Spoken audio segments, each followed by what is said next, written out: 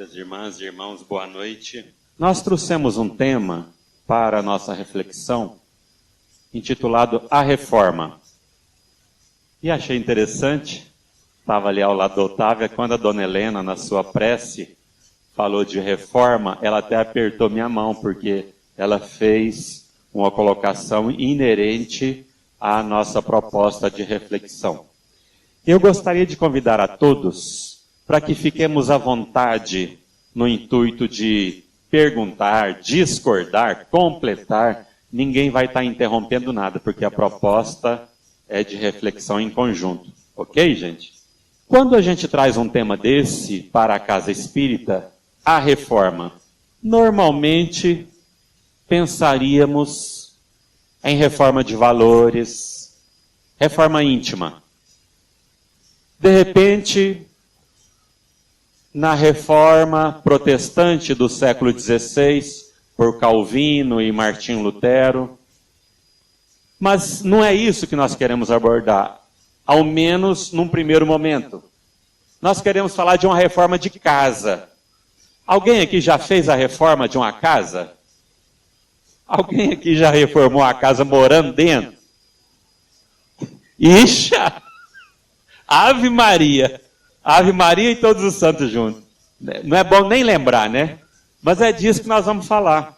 O ano passado, resolvemos fazer uma reforma na nossa casa. Vocês vão entender as razões já já. Bom, conversamos, eu e a Otávia, vamos fazer a reforma. Por onde começamos? Vamos convidar um amigo que é projetista, para que ele venha aqui fazer, então, anotar o projeto da reforma. E aí nós tivemos a primeira surpresa, quando o nosso querido amigo marca uma reunião e encontramos-nos os três. E ele pergunta assim: qual a razão da reforma? Respondemos ao questionamento dele. E ele nos joga então um segundo questionamento: qual a necessidade de vocês? E aí nós lhe apresentamos a necessidade. Olha, é porque nós vamos nos casar. E a casa não comporta os filhos que a gente já tem. Então nós precisamos de mudar alguns aspectos na casa e aumentarmos um quarto, porque quando as crianças vêm passar os finais de semana conosco, o Vitor Hugo, que é o filho caçula, com 12 anos, dorme na sala, acomodado num colchão. Então nós precisamos de ampliar a casa também, além dos outros pontos a serem reformados. De posse de todas essas informações, parte o arquiteto e retorna daí alguns dias, nos liga e fala assim: olha, preciso de uma nova reunião porque o projeto está pronto. Marcamos a reunião e ele nos apresenta então o projeto prontinho, que nos atendeu com a mudança mínima. Ele captou na íntegra, ou quase na íntegra, toda a nossa necessidade.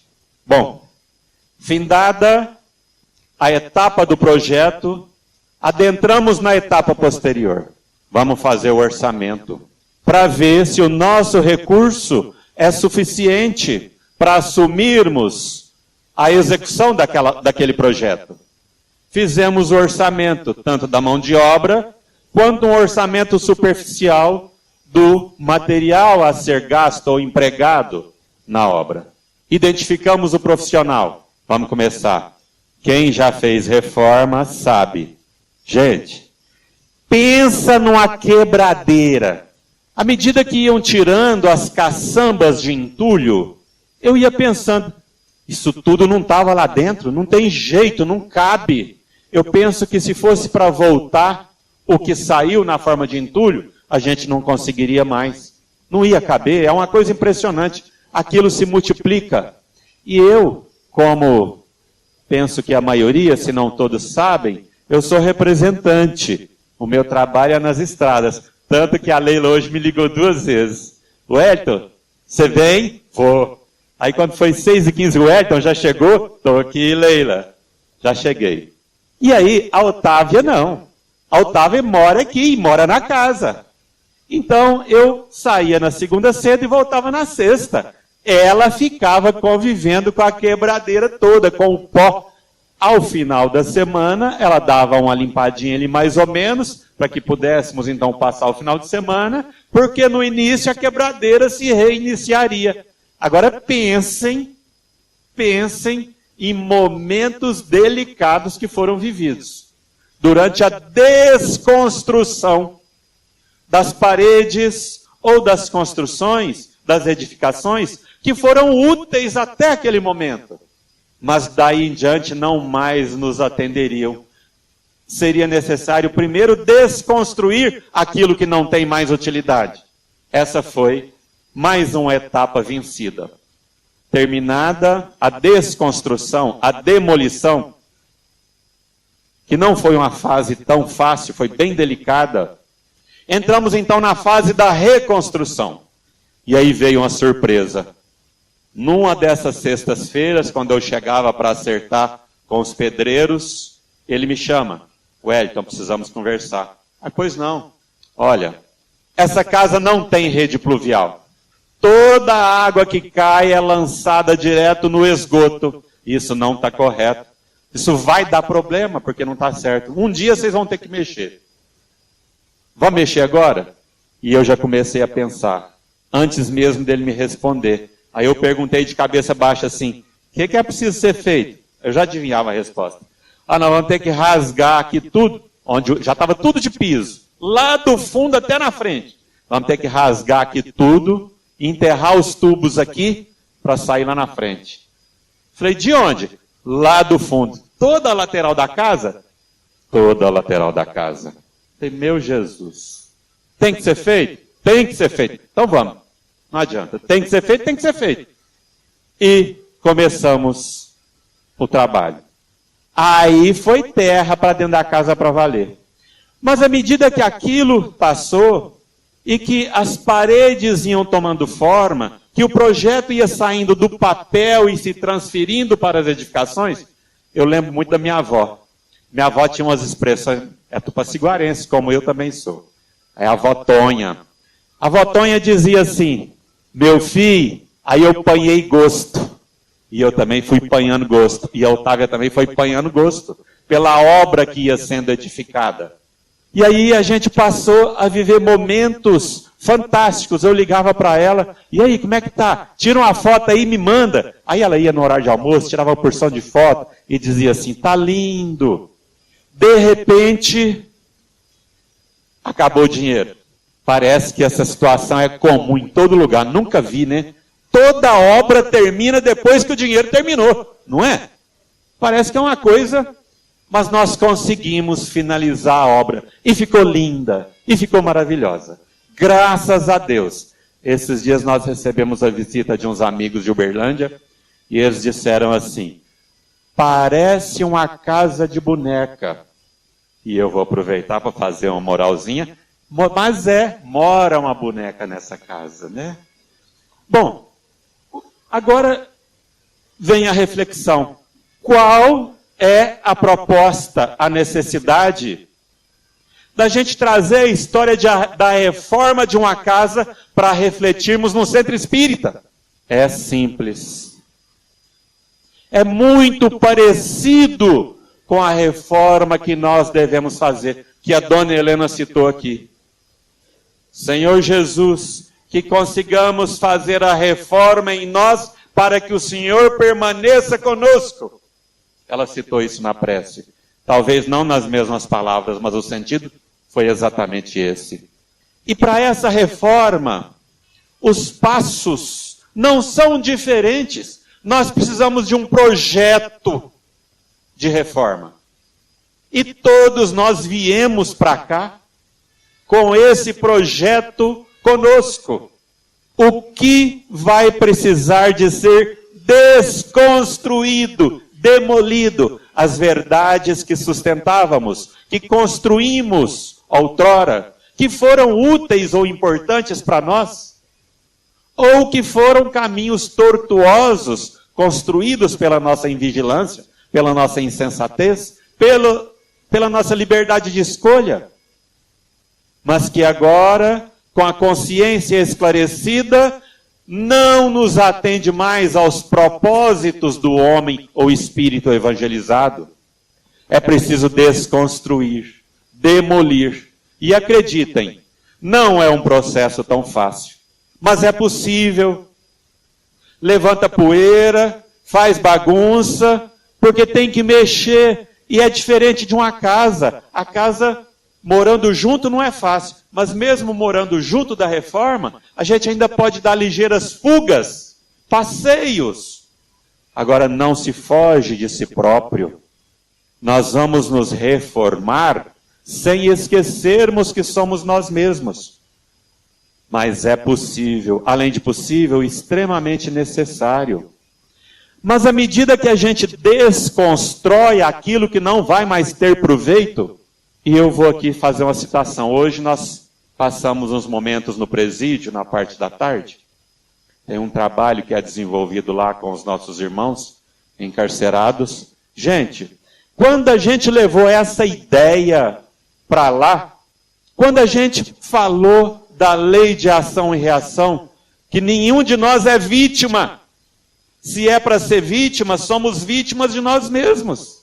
Mas os nossos irmãos que estavam lá, de repente, até desesperançados, quando a gente falou que inferno não existe, mas céu também não, como lugares geograficamente localizados, existem estados infernais ou estados celestiais, que nós vivemos na intimidade do Espírito que somos nós mesmos.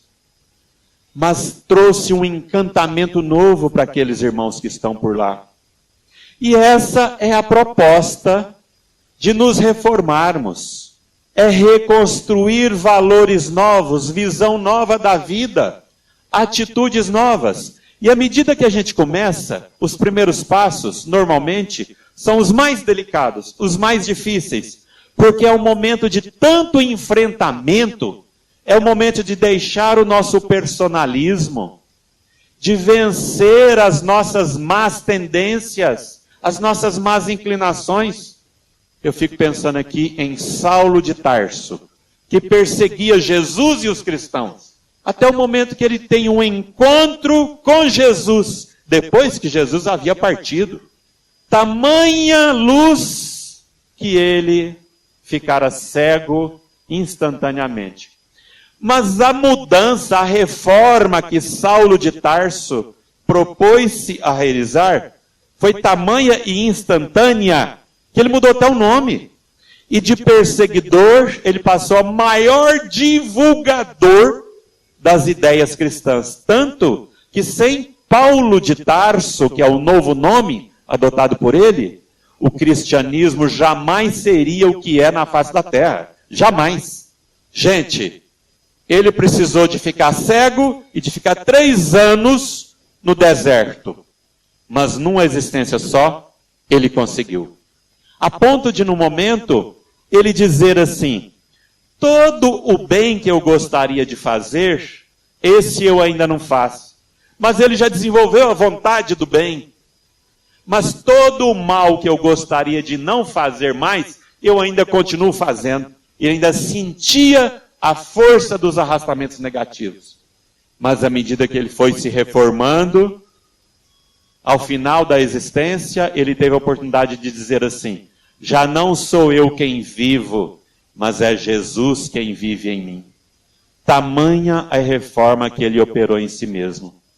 Porque os primeiros passos são difíceis, mas depois a gente começa a apanhar gosto. A gente começa a ver o resultado das reformas. E a gente vai vendo que vale a pena. A gente vai vendo as conquistas. E Emmanuel fala que reconhecer o progresso é ser grato a Deus. E a gente vai vendo o progresso alcançado, passo a passo.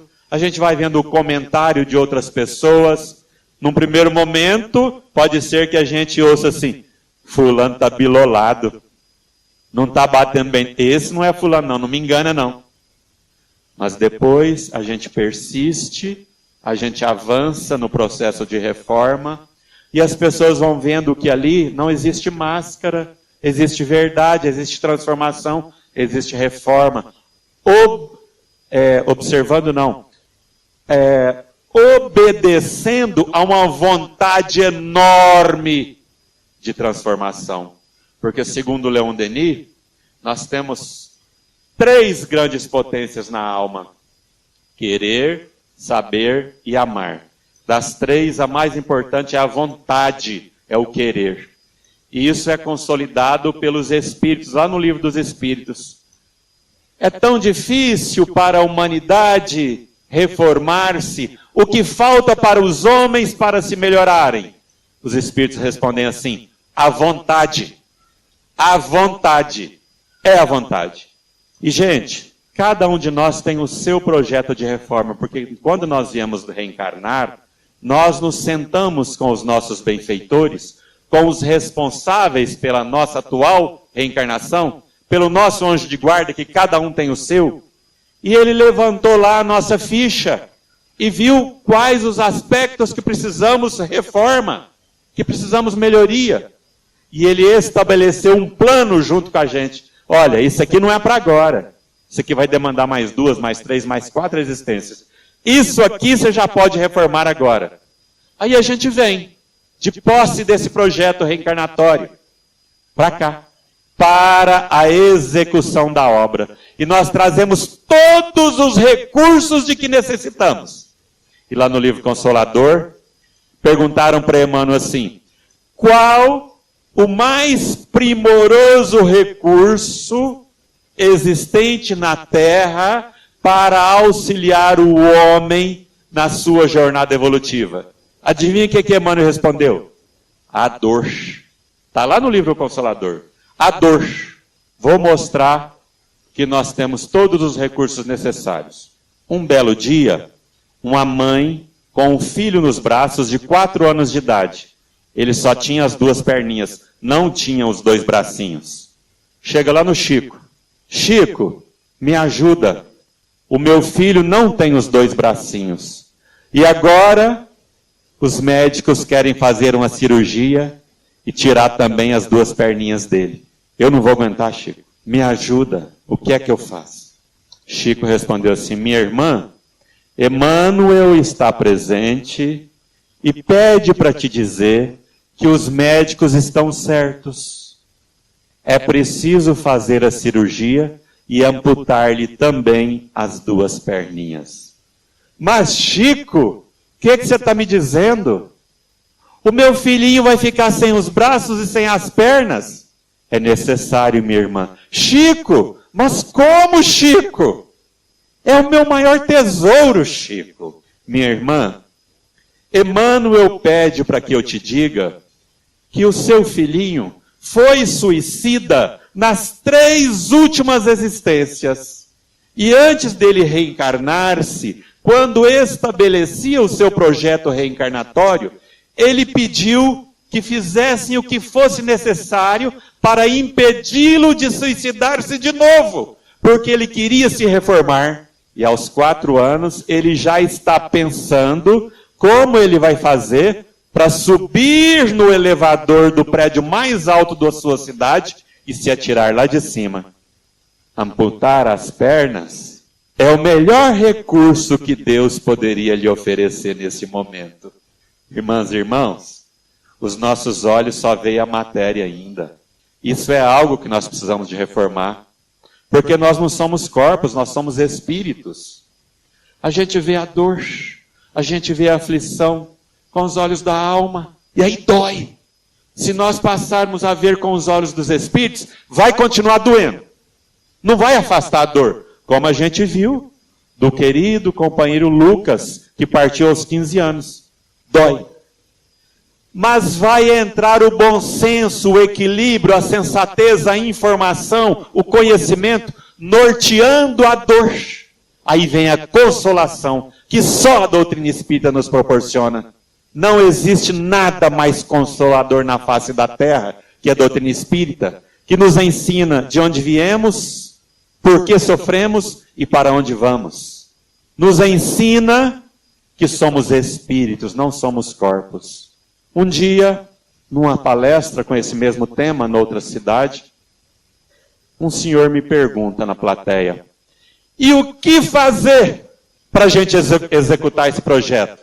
E eu disse a ele assim, é muito simples. Segue o projeto, sem se desviar. Mas qual projeto? O Evangelho.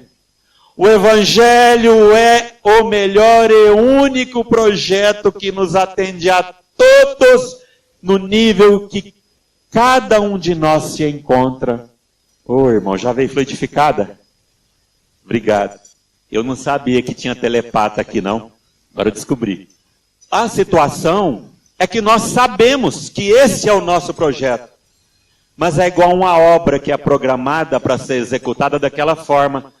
Nós fazemos as emendinhas, os desvios de rota, e aí nós gastamos recurso de forma desordenada. Esse é o problema que nós não conseguimos nos reformar. Nós não seguimos o projeto. E o projeto é Jesus Cristo.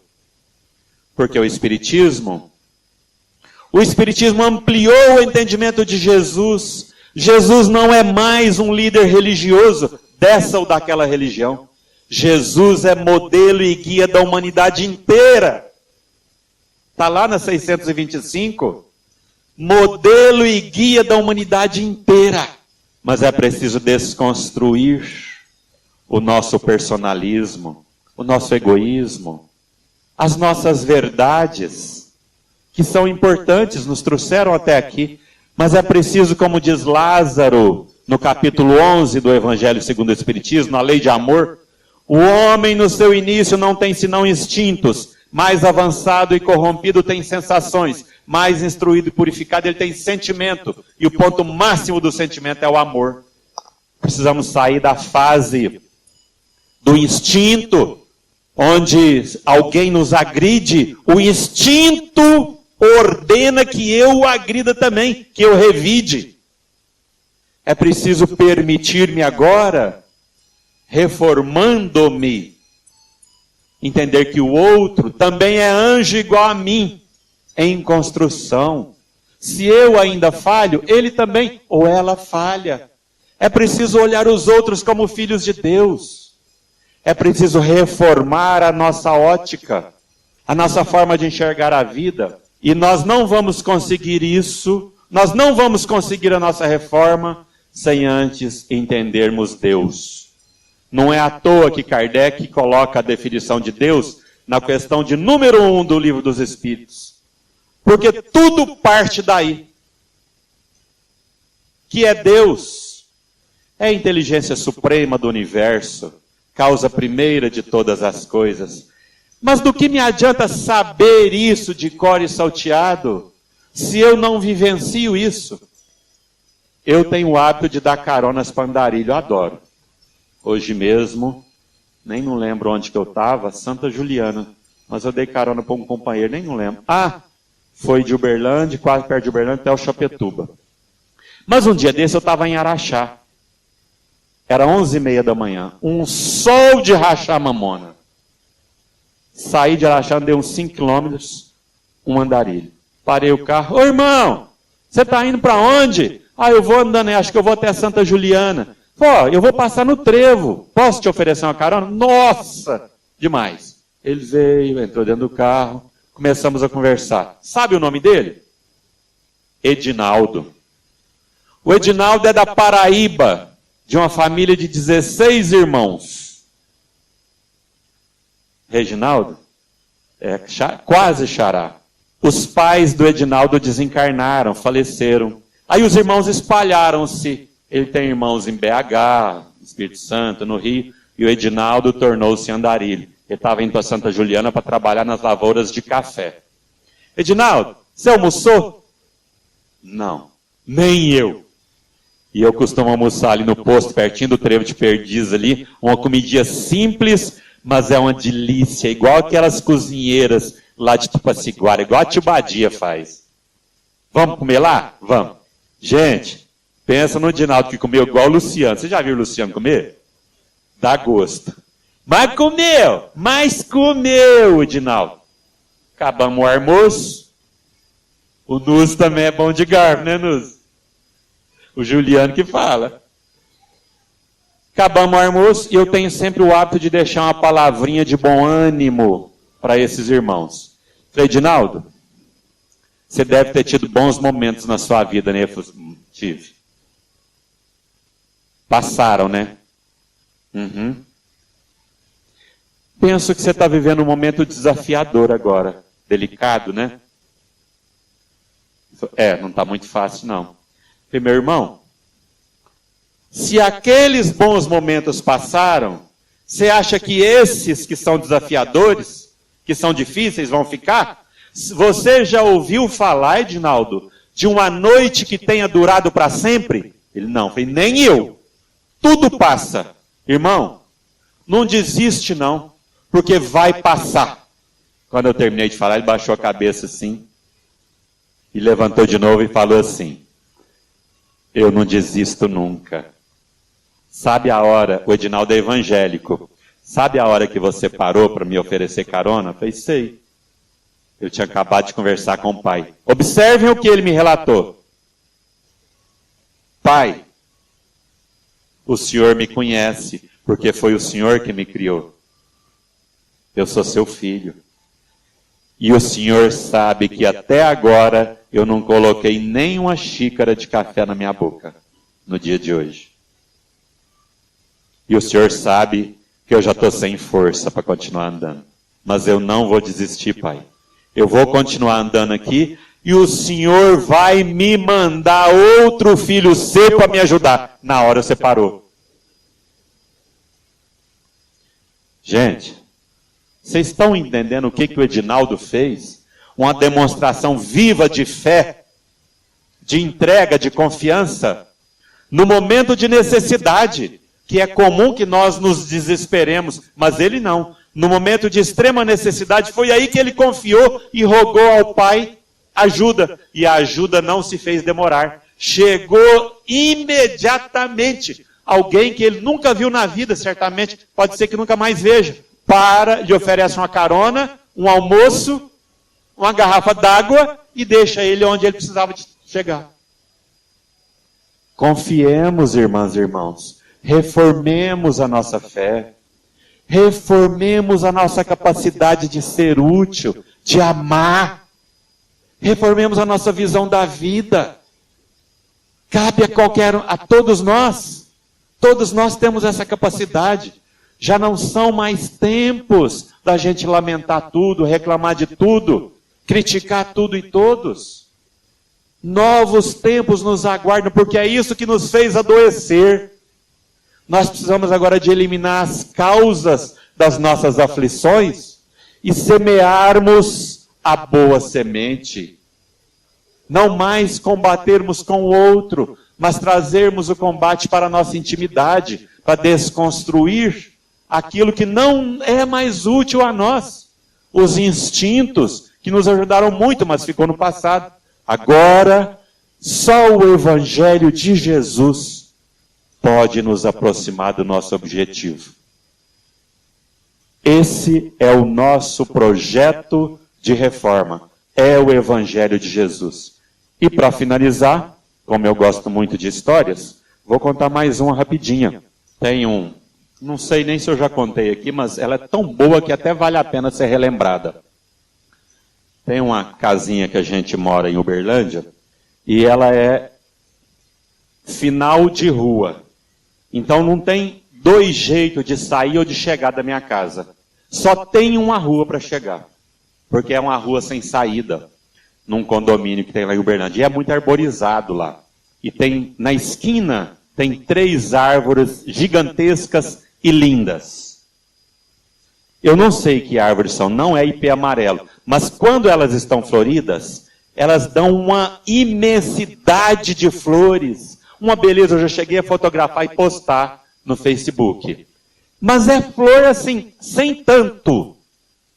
E quando a gente passa por lá, que essas árvores estão floridas, a gente para, faz prece, agradece, tira foto, vira um espetáculo. Mas um dia eu estava saindo de manhãzinha, várias pessoas têm hábito de fazer caminhada nessa rua. E tinham as pessoas fazendo caminhada, eram 3 mulheres. E uma delas, eu sempre baixo os vidros, quando eu estou passando debaixo dessas árvores, e elas estão em flor? Uma delas disse assim: mas não é possível. Quem é que teve a falta de juízo de plantar essas árvores imensas aqui?